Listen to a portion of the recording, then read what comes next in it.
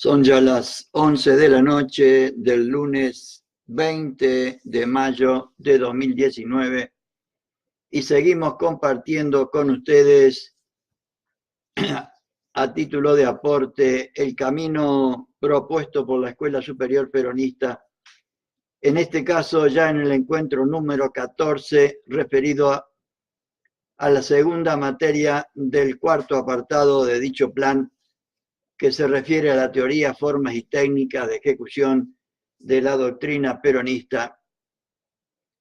En este caso, estamos hablando de técnica peronista para transmitir e inculcar la doctrina, no sin recordar primero el lema de esta materia: nada ni nadie por encima de la patria, solo la providencia de Dios prodigando sus bendiciones. Nosotros, nosotras, todos y todas, unidos y unidas para amarla, para idolatrarla y para defenderla. Extraordinario ejemplo nos ha dado la compañera Cristina para practicar este lema del peronismo: nada ni nadie por encima de la patria, todos y todas unidos para amarla, para idolatrarla y para defenderla. Y si tenemos que posponer nuestro lugar en beneficio de la patria, para el peronismo primero está la patria, después el movimiento y por último los hombres. Por lo menos debería ser así, y el ejemplo de la compañera es quizá, en mi humilde opinión, el mayor y mejor mensaje que necesitaba el conjunto del movimiento nacional en este periodo y en esta época, sobre todo después de lo que nos pasó a partir de 2015. Y estamos ya en la segunda parte del capítulo 10 de los 12 que componen esta materia, referido a la oratoria peronista. Y vamos a ver en este caso, a continuar este tema, que seguramente no es de primerísima importancia, pero miren, lo comparto con ustedes. No he querido pasar por encima de este capítulo, simplemente para ver y entender de qué se preocupaban los primeros peronistas, y nosotros creo que deberíamos hacer lo mismo en una escuela que deberíamos, a mi juicio, recrear para beneficio del conjunto del movimiento. Y la oratoria debería ser una materia importante para que los militantes y dirigentes tengan en cuenta todas estas sugerencias y consejos para ponerlos en práctica en la vida diaria. Entonces vamos a ver hoy el punto 3 de este capítulo, que se refiere a la elaboración de un discurso. Y vamos a ver lo que nos proponen los primeros peronistas sobre este tema. Si bien lo más importante para el orador consiste en la elocuencia de la verdad y en el fuego de la mística, con todo no son despreciables los recursos retóricos que lo capacitan para hablar correctamente. Un discurso bien elaborado es una garantía para el transmisor de la doctrina, o sea, para el militante, y hace lucir con más claridad la verdad de su espíritu, el fervor de su razón. Sin querer, pues, exagerar la importancia retórica, vamos a estudiar ahora cómo se prepara un discurso. Desde ya vamos a sentar una premisa: en la elaboración del discurso nunca se deben subordinar los conceptos o las ideas a la técnica o retórica. Primero lo primero y primero lo principal, Pero al mismo tiempo, el orador peronista tendrá presente que cuando predica no lo hace para pregonar sus propias ideas personales, compañeras y compañeros, sino para exponer la doctrina de Perón tal como él la siente y como él la vive. Para lo cual deberíamos nosotros hacer todo el esfuerzo que esté a nuestro alcance para conocerla y comprenderla, para después sentirla, amarla y practicarla, ¿no? Que los hombres se subordinen, el general lo dice así, o la idea central que ponen los primeros peronistas para tener en cuenta el concepto que Perón tenía de estas cosas. Que los hombres se subordinen a la doctrina y no utilicen esta para subordinarla a sus propias ideas, que pueden ser o no ser justas de acuerdo con la doctrina. Vale decir, establecer una unidad de criterio no solo en la enunciación científica de la doctrina, sino también en la enunciación analítica de esa misma doctrina y en su propio desarrollo. ¿Por qué razón es esto?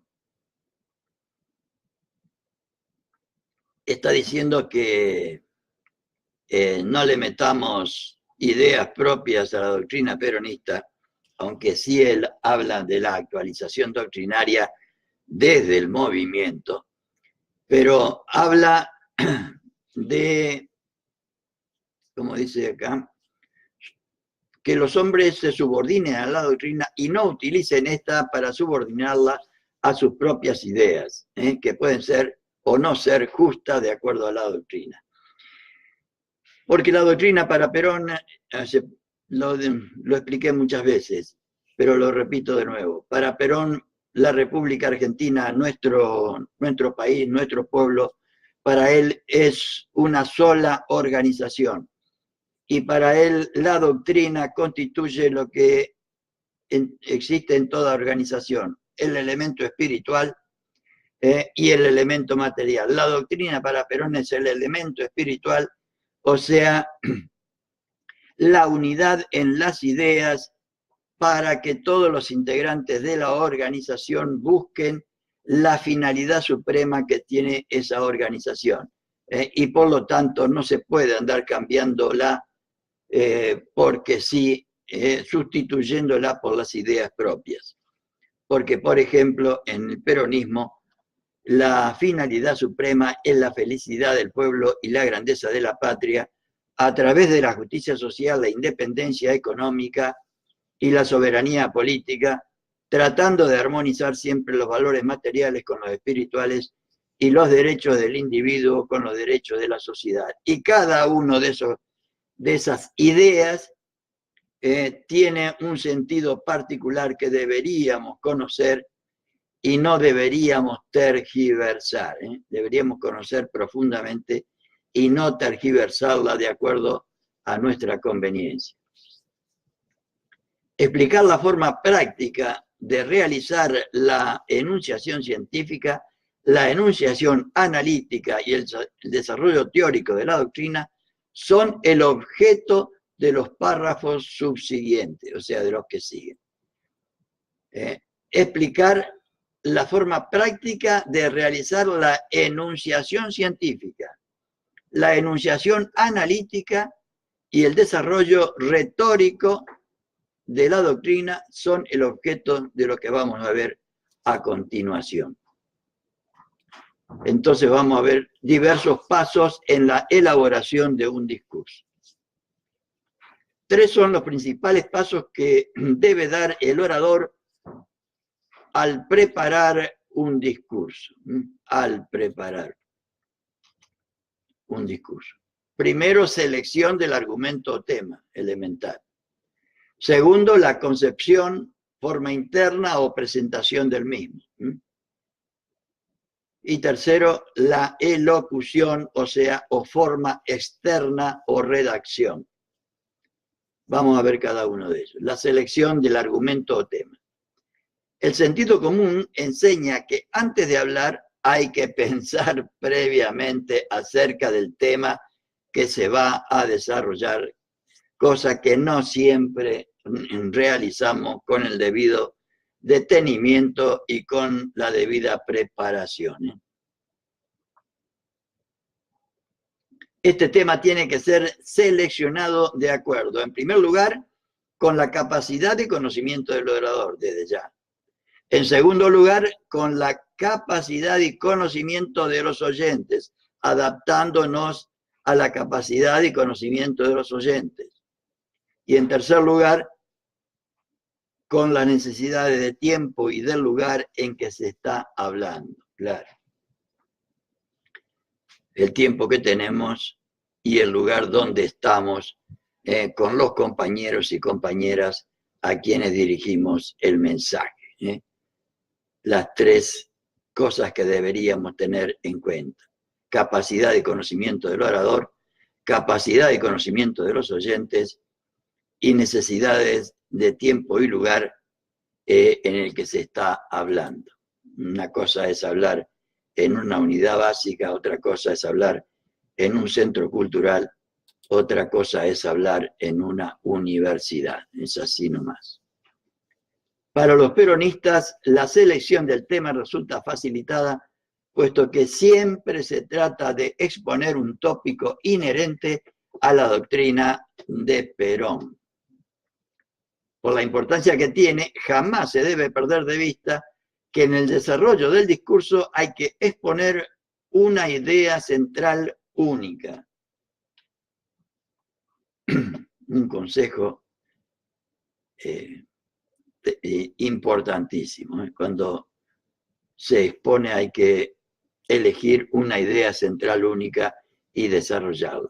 Esto no excluye que se puedan traer ideas secundarias, accesorias, pero el tema ha de ser único para que la pieza oratoria presente unidad, la unidad que siempre buscó el peronismo. De otra manera, la inteligencia de los oyentes se pierde en la maraña de muchos caminos y no llega a conclusiones precisas. Aún en los pocos instantes que tiene para meditar el tema, el orador que improvisa, siempre hay que recapacitar sobre el mismo para concretarlo y para no diluir la exposición. El transmisor de la doctrina, o sea, el militante, siempre tiene a mano un grupo de argumentos preparados para desarrollar en los momentos en que tenga que improvisar. Un consejo muy, muy importante. Segundo, concepción, forma interna o presentación del discurso. Toda la originalidad del discurso reside indudablemente en la presentación del mismo. Y vean ustedes la especificidad de los temas que nos proponen los primeros peronistas para tener en cuenta cuando tenemos que hablar en público ante otros compañeros y compañeras. Si bien los temas doctrinarios son muchos, todos han sido tratados con mayor o menor profusión por muchos oradores. Sin embargo, los discursos pueden ser originales cuando los temas se enfocan de tal manera que presenten alguna novedad. Entendemos por concepción, forma interna, artificio o presentación del tema al punto de vista o el enfoque novedoso con que cada orador puede encarar los diversos argumentos. La forma particular y personal de encarar un tema. El interés con que los oyentes reciben el discurso muchas veces está en razón directa con la novedad y la originalidad con que se presenta el tema. Juega en la concepción un importante papel la imaginación del orador, que puede ser ejercitada y desarrollada cada día más para, seguramente, instrumentar formas nuevas y novedosas para la presentación de los temas doctrinarios. La imaginación se desarrolla mediante la lectura, la observación, el ejercicio de la descripción y la práctica oratoria. El arte del orador se muestra en toda su magnificencia cuando tiene concepciones brillantes y originales, para lo cual, compañeras y compañeros, deberíamos nosotros prepararnos de la mejor manera posible. Tercer elemento a tener en cuenta, la ejecución, o sea, la forma externa o redacción del discurso. Tercer paso en la elaboración del discurso consiste en la composición gramatical del mismo, en la pronunciación y en la presentación del discurso. Miren la cantidad de elementos que deberíamos tener en cuenta para hacer bien estas cosas. Si bien desde el punto de vista doctrinario es lo menos importante, siempre que se pueda, no debe descuidarse de tal manera que el discurso pueda tener las características de una correcta pieza oratoria. Es cierto que más importante que la armonía de las palabras es la belleza y la verdad de las ideas, claro que sí. Pero esta no rechaza la importancia de aquella. Las dos son importantes, el fondo y la forma. Aunque siempre recalcamos que los artificios retóricos no deben ser valorados más que la corrección y rectitud de los argumentos, sin embargo, hacemos gala de pregonar para el peronismo un conjunto de oradores que sepan también hablar bien de acuerdo con los cánones de la retórica. Segunda parte. O sea, las partes del discurso. La presentación del argumento o tema que hemos calificado con el nombre de concepción, artificio o forma interna, nos lleva a analizar también las distintas partes que puede tener un discurso. Justamente en el desarrollo y presentación de estas partes está afincada toda la validez de la concepción, o sea, el artificio y la forma interna. Y vamos a ver entonces las partes que tiene esto, es la introducción o exordio, le dicen los compañeros. Generalmente los discursos comienzan con un exordio o introducción que tiene por finalidad poner al orador en contacto con el auditorio y facilitarle la captación y atención del mismo. En el exordio o introducción, que es justamente donde el orador hace la primera impresión en el público, es donde se deben poner las mejores galas del lenguaje y emplear toda suerte de artificios para captar la buena voluntad de los oyentes. Con ejemplos, anécdotas, descripciones y figuras retóricas, el exordio o introducción adquiere brillantez y cumple su cometido.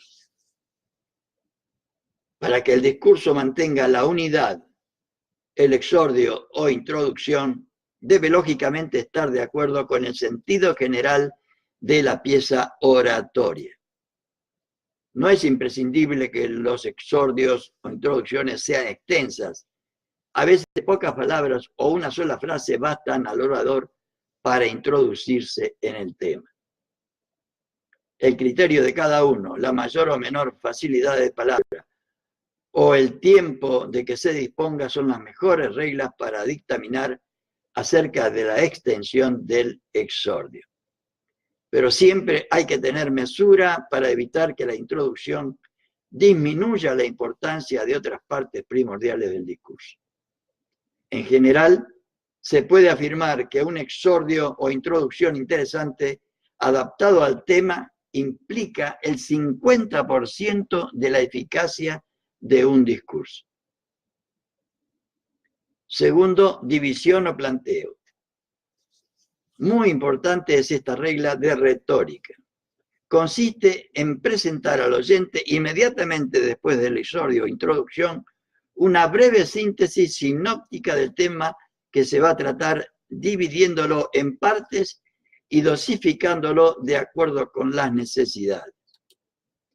La división del discurso se debe hacer con un criterio lógico, es decir, presentando partes de similar importancia y cuya suma concrete el todo del tema a tratar.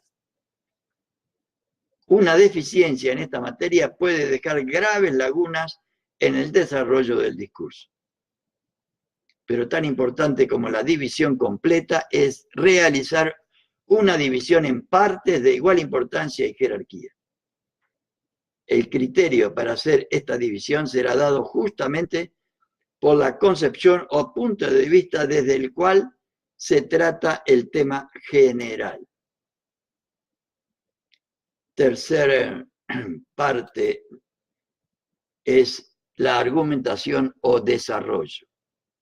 Planteado ya el discurso, asume el orador la responsabilidad de probar sus argumentos, o sea, la argumentación, la probación de lo que queremos decir. Este trabajo de desarrollo o argumentación del tema se debe hacer en forma ordenada, encarando aisladamente cada una de las partes del discurso y llegando hasta las últimas consecuencias de ellas antes de abandonar una parte para iniciar el desarrollo de la otra, porque si no, al final no se entiende nada.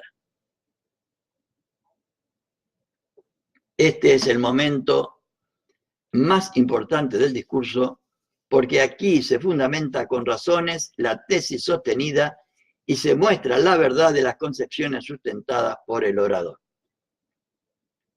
Aquí también es donde las deficiencias pueden dar resultados más lamentables.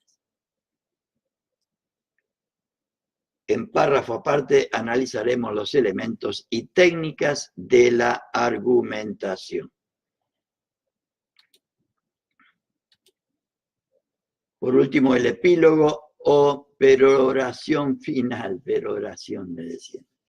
Ya con los argumentos suficientemente probados, el orador termina su discurso con una síntesis final que recibe el nombre de epílogo o peroración. La verdad que no conocía esta palabra de peroración. En su característica, es su característica del epílogo, la cantidad de afectos y de sentimientos fervorosos que han surgido de la argumentación y desarrollo del discurso. Aquí el orador deja rienda suelta a su mística y a su entusiasmo, y ya con todos los argumentos en la mano, se dedica a exaltar el fervor de los oyentes y a instarlos a la práctica de las verdades propuestas en la doctrina expuesta, ¿no? En la peroración o epílogo luce otra vez con todo su brillo el orador enjaezado con las galas del lenguaje, adornado desde ya. Vibran sus sentimientos y termina el discurso con una explosión de entusiasmo y de fervor, como hacen todos los buenos oradores políticos, como hacen todos los buenos oradores políticos. Tercero, elementos de la argumentación. Al exponer la técnica de la controversia, hemos analizado todos los elementos que se suelen emplear para sustentar una tesis. Son en realidad los mismos que emplea el orador en la argumentación o desarrollo del discurso que hemos estudiado en el párrafo anterior. Los recordaremos de paso y nos remitimos a capítulos anteriores. Definir y concretar los términos, así como también efectuar lógicos y correctos raciocinios, son las armas más importantes para la argumentación. No olvidemos tampoco el confirmar la tesis mediante ejemplos prácticos o acudiendo al testimonio de autores de reconocida experiencia o peritos autorizados. Finalmente, la refutación de las teorías contrarias suele ser también de gran efecto en la práctica oratoria y fundamentan también la propia argumentación. Pero el argumento superior a todos los otros argumentos está en hablar únicamente acerca de aquello que sabemos que es lo verdadero y presentar al auditorio el más contundente de los argumentos, que es la evidencia de la verdad. Cuarto tema sobre el discurso. La elocución o pronunciación de un discurso. Y Perón lo dice así. En Cervantes cabe señalar en primer término la extraordinaria maestría con que subordina todo aparato erudito a la llaneza de la exposición extraída de la auténtica veta del pueblo, cosa que él imitó en forma maravillosa, porque a Perón lo entienden absolutamente todos y todas los que lo quieren entender. La verdadera maestría del orador en la elocución, redacción o pronunciación de un discurso consiste precisamente en subordinar todo el aparato erudito a la llaneza de una exposición que surja de la auténtica veta del pueblo y que llegue al corazón del pueblo, que es el verdadero destinatario de todos nuestros afanes. Muy útil es el aparato erudito, muy útil es todo artificio retórico cuando está subordinado a la mentalidad de los oyentes, cuando es manejado con maestría por parte del orador. Señalaremos a continuación algunas reglas importantes que, al ser tenidas en cuenta, contribuirán a la belleza de la pieza oratoria y a conseguir los fines primordiales del discurso. En primer lugar, la gramática. Comenzaremos por lo más elemental. El respeto a reglas de la gramática, tanto en lo que se refiere al correcto empleo de los términos, cuanto a la sintaxis gramatical, es una regla de importancia fundamental. Lo mismo se diga de la correcta pronunciación de las palabras y de su acentuación en el discurso. Muchas veces, una falta en este sentido distrae al auditorio y resta prestigio al orador. No digamos si le estamos hablando a niños o adolescentes. El estilo. Teniendo en cuenta que la verdad habla sin artificios, como dice el general, el estilo oratorio peronista debe gozar de tres cualidades primordiales: sencillez, claridad y vivacidad. Nada tiene más influencia perniciosa que el estilo buscado, artificioso o amanerado. El empleo de periodos breves y de párrafos cortos favorecen las condiciones que acabamos de enumerar. También en la redacción escrita sucede esto. Los párrafos cortos se entienden mucho mejor. Las figuras o artificios oratorios. Dentro de estas condiciones de estilo, no negamos el empleo de figuras o artificios oratorios. Antes, al contrario, el moderado empleo de las mismas aumenta la belleza de la exposición y hace que el orador sea escuchado con verdadero placer. Pero tanto las metáforas como las demás figuras retóricas serán empleadas teniendo en cuenta la capacidad del auditorio, subordinándolas a la claridad y a la sencillez de la exposición. Nos remitimos para su estudio a los textos acerca de la materia y dejamos librado al criterio sano y a la fecunda imaginación de los transmisores de la doctrina, o sea, los militantes, el empleo correcto de los artificios oratorios. La voz del orador, sí, desde ya que tiene que ser mejor que la mía hoy, que está bastante ronca. Los oradores clásicos daban con mucha razón una extraordinaria importancia a la voz del orador. Es cierto que en la actualidad, por el uso difundido de parlantes y micrófonos, se facilita mucho la tarea del transmisor de la doctrina en este sentido, pero también los micrófonos exigen en la voz del orador condiciones especiales. Dato de mucha importancia a tener en cuenta, porque a veces no se entiende los que estamos, mejor dicho, no se escucha, no escuchan todos los oyentes o todos los destinatarios del mensaje lo que estamos diciendo. Y por lo tanto, lo que estamos diciendo es absolutamente en vano. En general, recomendamos sobre todo tener en cuenta la perfecta pronunciación de las palabras, la correcta vocalización y la más severa acentuación. La emisión de la voz en el tono correcto y adaptado al sentido de la frase tiene también un valor extraordinario. Quien desee dominar perfectamente bien su voz para hablar con corrección, deberá ejercitarse permanentemente en la perfecta pronunciación de las frases en los distintos tonos oratorios. Qué importancia que tienen. Por ahí uno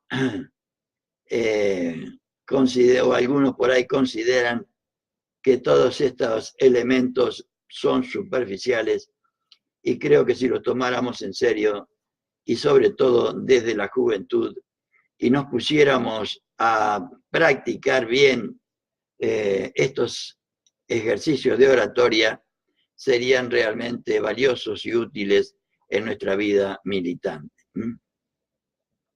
Muchas veces la entonación de la voz suele cambiar totalmente el sentido de una frase. Por eso el orador debe ser un verdadero artista en la emisión de la voz y saber dar a cada frase la entonación que requieren las circunstancias. En la práctica, repetir frases de otros oradores en los diversos tonos oratorios suele ayudar mucho para acostumbrarse a dominar y emitir la voz correctamente.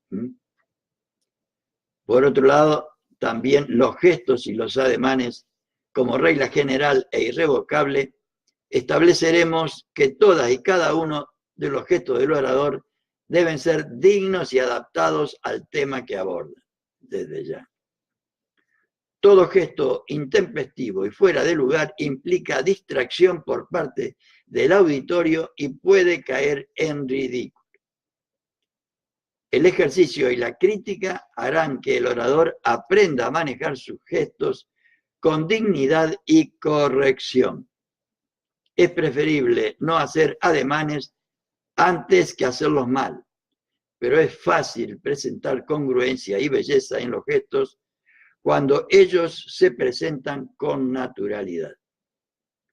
Nada más útil que los gestos rebuscados, nada más inútil que los gestos rebuscados y nada más elocuente que aquellos gestos que surgen llevados de la mano por el torrente de las ideas o por el entusiasmo que enciende la mística peronista. La postura del orador en la tribuna. Conexo con el tema anterior, se presenta el problema de la postura del orador en la tribuna. Miren los detalles que nos sugieren los compañeros. La dignidad, el respeto y la serenidad con que se presenta ante los oyentes son sus principales requisitos. Dignidad, respeto y serenidad. Por último, estudio exhaustivo de un discurso. Brevísimamente daremos algunas normas para analizar un discurso. El transmisor de la doctrina, o sea, el militante, se ve precisado frecuentemente a estudiar los discursos del general Perón y de la señora Eva Perón. En el primer peronismo, si ustedes analizan cualquiera de los libros, tanto Historia del Peronismo como Conducción Política, todos los libros que se usaron en la Escuela Superior Peronista tienen un acápite o título, como tienen acá, por ejemplo, el que estamos viendo acá, la postura del orador en la tribuna. Y es porque, como dice acá, en el transmisor, se ve precisado frecuentemente a estudiar los discursos del general Perón y de la señora Eva Perón. En el primer peronismo se estudiaron, les pusieron un acápite a cada una de las ideas los párrafos y además hicieron ficha, tanto generales como particulares, sobre cada uno de los temas que contenían esas fichas. Por eso dice esto, una forma práctica de hacerlo, o sea, de estudiar los discursos de General y de Evita, una forma práctica de hacerlo con fruto consiste en analizar paso a paso cada uno de los puntos que hemos estudiado en la elaboración del discurso. Investigar, por lo tanto, la idea o tema central, admirar su concepción y analizar cada uno de los argumentos con los cuales prueban las tesis sostenidas. Recordando que cada párrafo del general o de la señora Eva Perón poseen un fundamento doctrinario. Por eso los dividían en fichas. Recordando que cada párrafo del general Perón o de la señora Eva Perón poseen un fundamento doctrinario. No deja de ser interesante transcribirlo separadamente en tarjeta con un título que resuma todo el tema expuesto en el párrafo. Es lo que yo le quería decir recién. De esta manera el orador va teniendo un bagaje enorme de conceptos que le sirven para el desarrollo de la doctrina. Es lo que hicieron los primeros peronistas y con eso hicieron filosofía peronista, economía peronista, sociología peronista, técnica de la doctrina, este libro, realizaciones del peronismo, organización peronista, y un libro que yo recomiendo mucho como síntesis, que se hizo de la misma manera, hilvanando estas fichas y estos temas, es El Movimiento Peronista, todos los cuales ustedes los pueden encontrar en mi página peronistakirchnerista.com. Dice, sometiendo el conjunto de estas fichas a un sistema de codificación y de clasificación que cada uno puede elaborar de acuerdo con sus necesidades, poseerá el transmisor de la doctrina peronista un verdadero fichero doctrinario, fuente fecunda para la investigación de la doctrina. La Escuela Superior Peronista tenía un fichero general y un fichero específico por cada una de las materias de la Escuela Superior. Hoy, por suerte, en un archivo Word como este, podemos buscar cada uno de los temas y poniendo una sola palabra en buscar, los conseguimos. Pero esta tarea que realizaron los primeros peronistas fue el origen del desarrollo teórico de la doctrina peronista. Porque recuerden bien que Perón plantea que tenemos la doctrina son principios generales de orientación espiritual para que necesitan, como por ejemplo el principio de alcanzar la felicidad del pueblo y la grandeza de la patria, es un principio general de orientación espiritual que necesita la teoría que lo justifique, que lo explique, para transmitirlo al conjunto del pueblo o a los militantes. En este caso lo importante es llegar a concretar el tema central, las ideas accesorias y los principales argumentos de cada discurso.